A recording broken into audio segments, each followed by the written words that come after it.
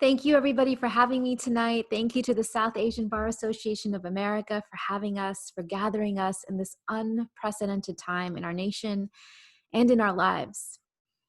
I see you all.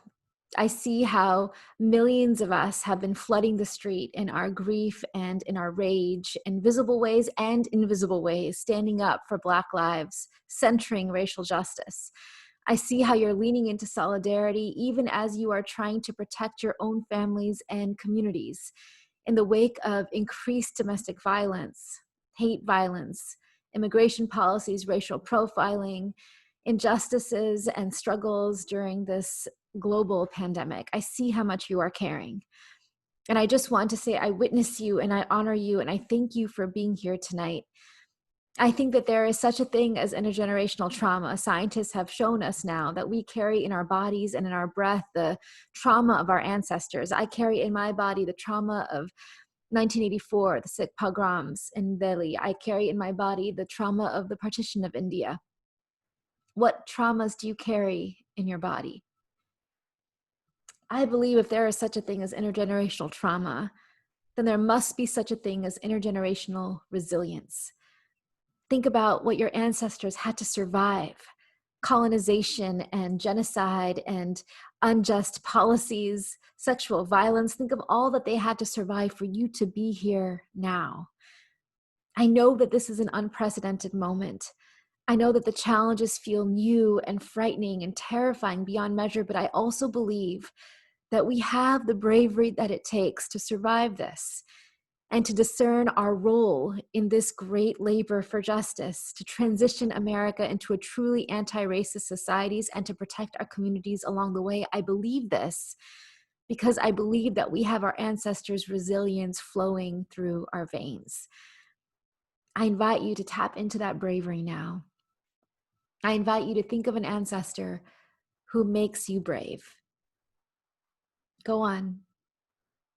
It could be a Dadaji or Nanaji or Nani, or further back. Just think of their name now. You can let their name come to your lips. Good. And you can write their name in the comments if you'd like. Good. And as you hold their image in your heart, I invite you to imagine them standing behind you now, telling you you are brave. Let their love fill your chest just for a moment. Can you feel that? Good.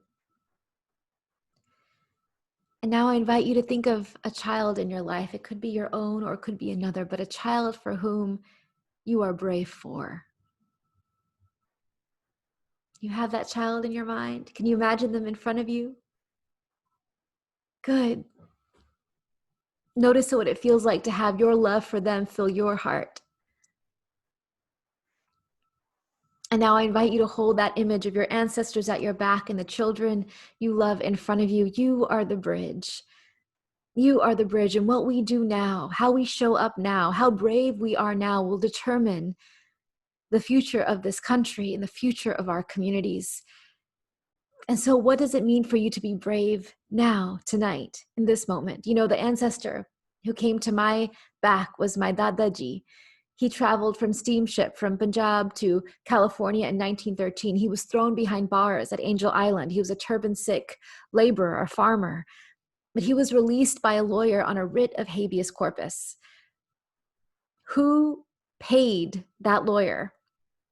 We know now that the very earliest South Asian organizations on this soil began to form around that time at the turn of the century. I wouldn't be here today if it weren't for those organizations pooling money together, standing up in solidarity, freeing each other so that we would have a future in this country. I am here today because of organizations like that. I am here today because of organizations like Saba. And I'm here tonight because I ask us to do all that we can to support Saba for our future generations. Saba is on the front lines of providing life-giving grants to communities who are working to stop domestic violence, working in the face of hate violence and immigration policies, working with communities who are suffering under this pandemic. Saba has doubled the number of grants it's given to our communities in 2020 since March.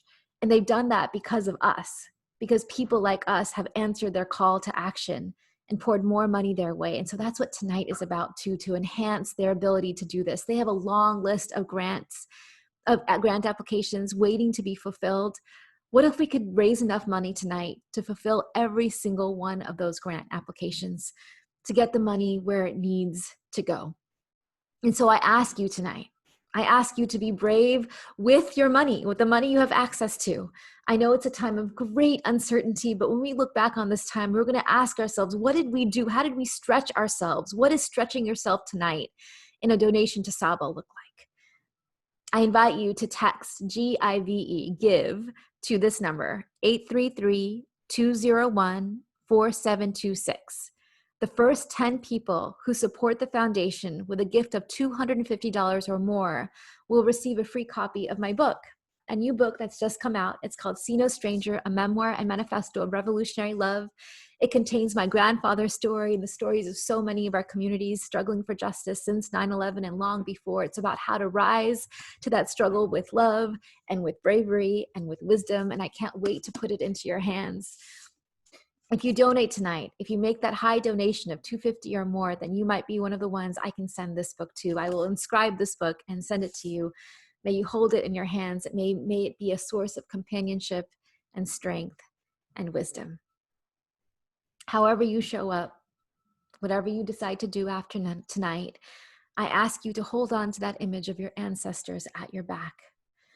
For we will be someone else's ancestors one day. And if we get this right, they will inherit not our fear, but our bravery. Thank you so much.